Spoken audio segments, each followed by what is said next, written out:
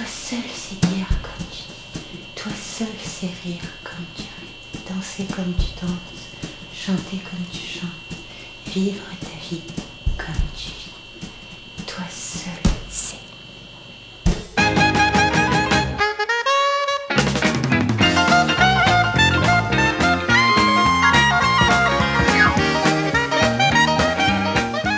Bonjour, bonsoir les aliénis, c'est Popette, votre artiste passeur préféré et le seul aliéni pour le moment. Alors, j'espère que vous n'aviez pas trop l'impression que ça allait du vite fait. Donc, n'hésitez pas, installez-vous confortablement, prenez un bon truc à boire, à manger, à fumer, ce que vous avez envie. Et on y va? Ouais? Zou. Alors, c'est là, on va faire deux expériences, une et demie, allez. Une expérience et demie. On va commencer par la demi. C'est moi, évidemment. C'est mes petites expériences d'authenticité. Je me suis autodiagnostiquée en 2014, donc j'avais quoi, 38 ans. Je me suis permise de m'auto-diagnostiquer. Zèbre, HPE, empath, lightworker. C'est chouette ça, lightworker. Ouais, c'est moi, ouais, c'est moi.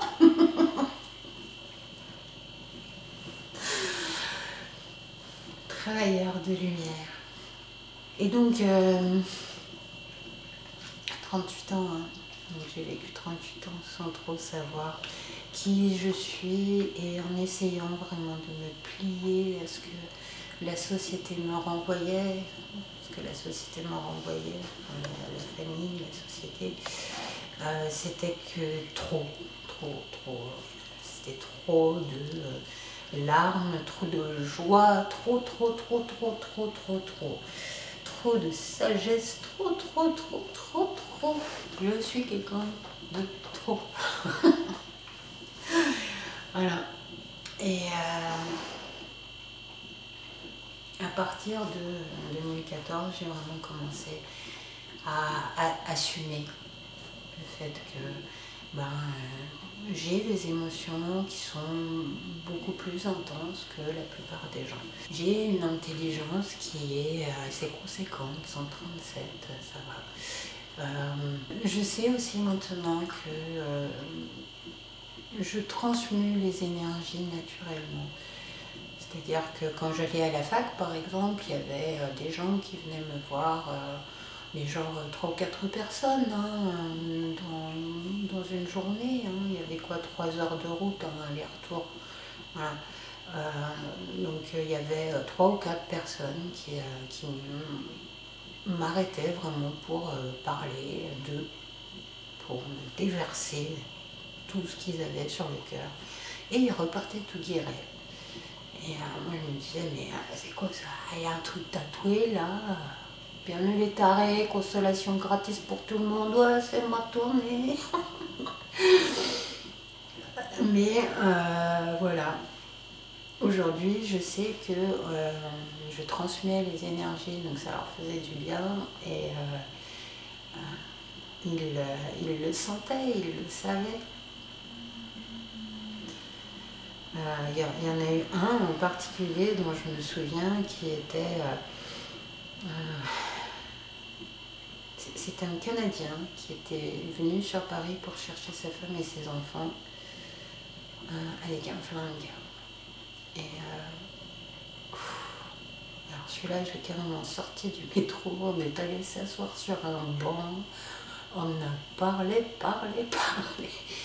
Mais moi j'étais toute jeune, j'avais quoi, 18, 19 ans, 20 ans, grand max. Vous voyez, il est reparti tout aussi, non pas tout guéri, beaucoup plus calmé qu'il n'est arrivé quoi. Voilà. Donc c'est mon truc. Voilà, je prends les énergies des autres, je les transmue et ça va bien jusqu'à ce que on recommence, hein, parce que les énergies, de toute façon,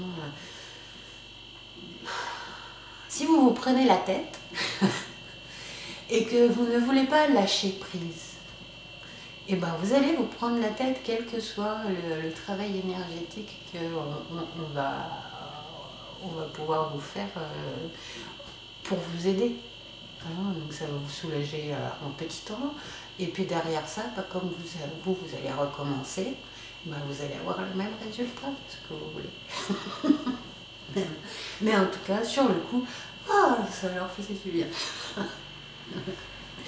Mais eux ne se rendaient pas compte, et moi non plus je ne me rendais pas compte de ce qui se passait. Donc voilà, il m'a fallu 46 ans pour... et encore, je ne sais pas trop si je l'aurais su, s'il n'y avait pas eu Internet, s'il n'y avait pas eu des gens qui en parlent. Voilà. Donc voilà, l'authenticité de chacun, c'est un truc qui est quand même super balèze dans cette société à gérer. Et alors j'aimerais beaucoup vous parler aussi de Paul, Guillaume et Mustapha. Mustapha était en 2003-2004, il avait 9 ans. C'était le grand caïd de l'école devant le petit gosse. Mais le grand caïd, c'était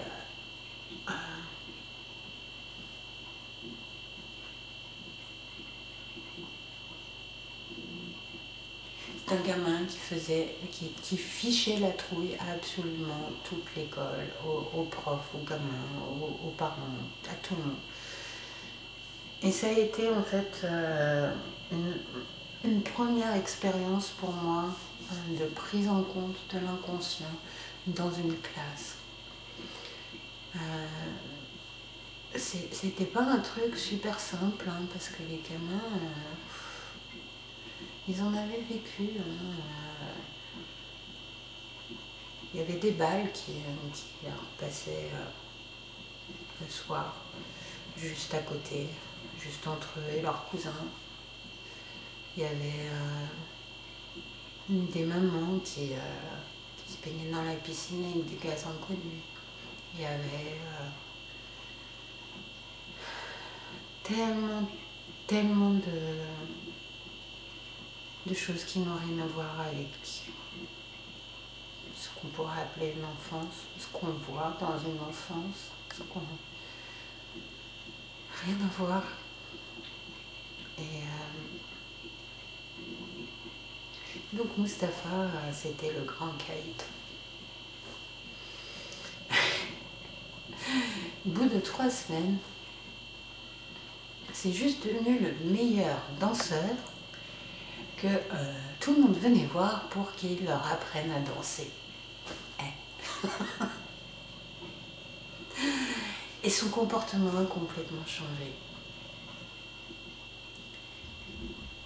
À partir du moment où on a arrêté de le voir comme le grand caïd, son comportement a changé.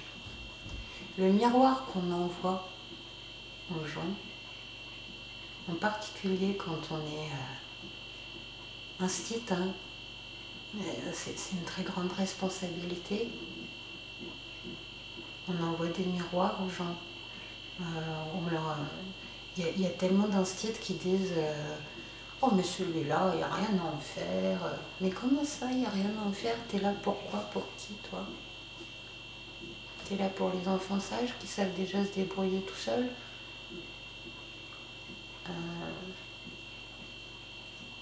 Dans ces cas-là, à quoi tu sers? Voilà.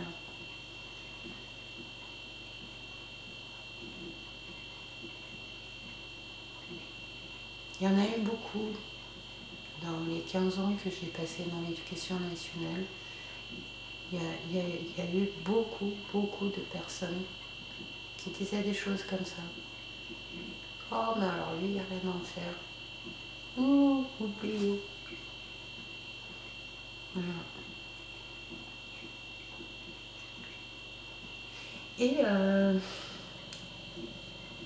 pourquoi est-ce qu'il est devenu le meilleur danseur? Parce que je les ai laissés faire ce qu'ils avaient envie de faire. Je leur proposais évidemment des maths et des français, mais quand ils avaient envie de danser, ils dansaient. Et lui, il dansait vraiment super bien. Ouais.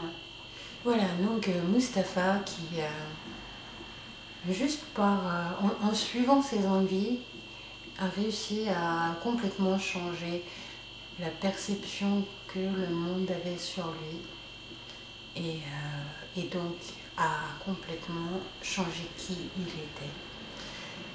Il est devenu du grand super caïd, il est passé du super caïd au grand danseur que tout le monde venait voir pour apprendre à danser. Guillaume et Paul, ils étaient encore plus petits, c'était en 2007. C'était notre premier petit métrage qu'on faisait avec l'association des artistes passeurs. Et Paul, c'était un petit gamin super sage, super doué, super voilà. Mais il a passé tout son temps libre à écrire et réécrire l'histoire.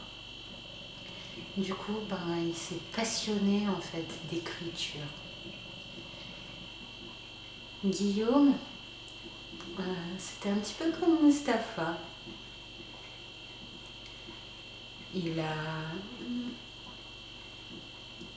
C'était pas le caïd parce que c'était pas non plus les mêmes écoles, c'était pas les mêmes ambiances, voilà, mais il était quand même considéré parmi ceux. Il n'y avait rien à en faire. Il n'y avait rien à en faire. Et la première chose quand je leur ai dit, maintenant vous allez pouvoir choisir, vous allez pouvoir même papillonner si vous avez envie, aller d'un atelier à un autre, proposer des ateliers si vous voulez, pour la préparation du tournage. Voilà.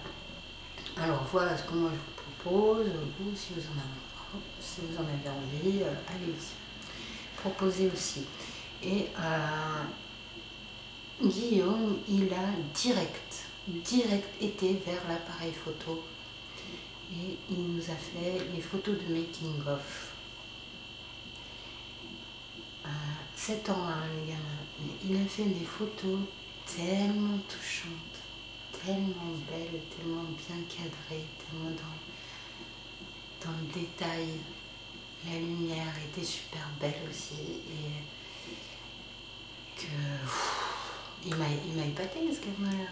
Du coup, je lui ai dit, j'ai dit à sa prof, et je lui ai montré les photos. Waouh. C'était un gamin super doué quoi aux photos. Du coup, on l'a dit aussi à ses parents. Ah ouais, mon gosse, il sait faire quelque chose, il est doué dans quelque chose, ouais. Et puis ça a tout changé pour lui aussi. Vous voyez la manière dont on voit les gens. Ça joue beaucoup sur ce qu'ils sont.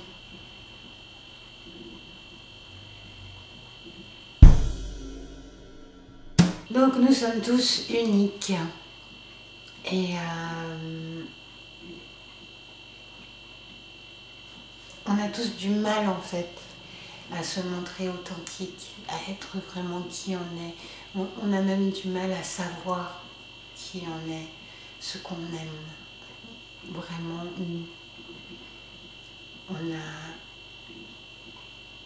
on a du mal parce qu'on a été programmé par la société, par les parents, tout ça, à suivre les moules, suivre les activités à suivre. On n'a jamais eu le choix de ne pas faire. Est-ce que vous avez déjà eu à l'école, est-ce qu'on vous a déjà donné le choix de faire ou ne pas faire?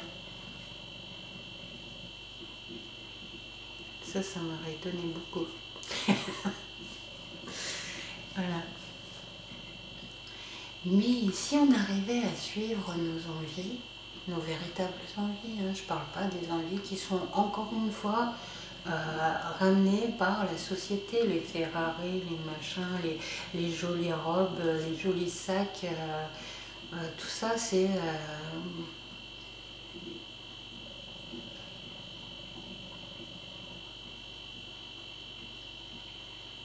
des envies de consommation, voilà. Mais les vraies envies, ce qui nous rend vraiment heureux. Hein.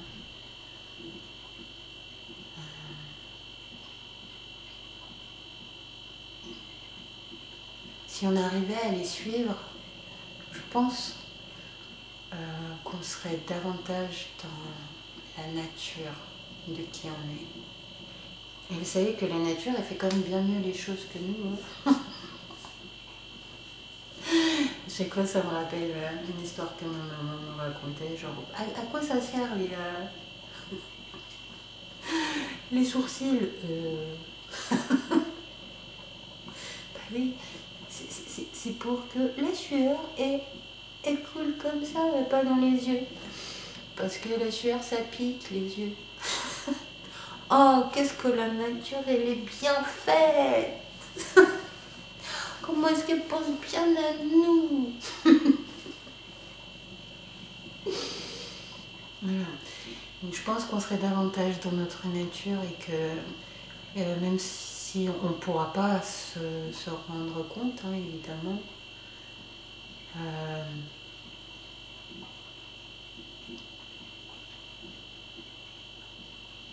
on fonctionnerait d'une manière beaucoup plus naturelle, donc on en tirerait beaucoup mieux, hein, puisque ce serait naturel, que la nature fait bien les choses. Voilà. Mais aussi, nous sommes tous uniques, et c'est comme ça qu'on évolue. Si on était tous les mêmes, eh ben on serait tous les mêmes. Et on ferait tout le temps les mêmes choses. Il n'y aurait pas d'évolution. Sans évolution, il n'y a pas de vie. On ne vit pas tant qu'on n'évolue pas. Vous savez, comme il y a des gens comme ça qui disent « Oh là, je me sens mort à l'intérieur ». C'est ça. Être mort à l'intérieur, c'est quand on arrête d'évoluer, quand on a trop peur des changements, ou que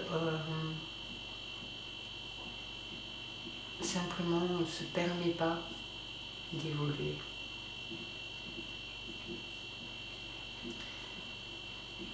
Ces autres petits bouts de mosaïque éclairent aussi notre petit bout de mosaïque.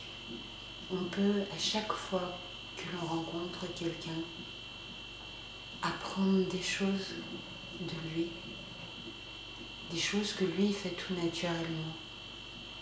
Et que pour vous, c'est pas, pour nous, c'est pas un truc qui est aussi évident. On peut apprendre des choses et donc évoluer nous-mêmes. En tout cas, nous sommes tous uniques et c'est ce qui nous permet aussi d'évoluer. C'est une bonne chose, la diversité de la vie. C'est quelque chose qui nous illumine, qui nous donne la joie de vivre. La joie d'être qui on est, la joie de vivre. Parce que bon, la joie d'être, c'est quelque chose qui est assez léger, hein. C'est pas non plus une sensation euphorique là. Non, c'est pas ça. C'est juste on est bien. Mais en tout cas, la joie, c'est un truc à suivre. Vraiment, c'est une sensation qu'on doit tout le temps suivre en nous. Si on n'est pas joyeux, c'est que on n'a pas à le faire. On n'a pas à être là. On n'a pas à... Voilà. Et qui est-ce qui vous apprend ça, dites-moi, dans la vie? Que ce que vous devez suivre, c'est votre joie. Hein? Qui est-ce qui nous apprend ça dans la vie? Personne. Ce qu'on doit suivre, c'est ce que je te dis. Parce que c'est comme ça. Non.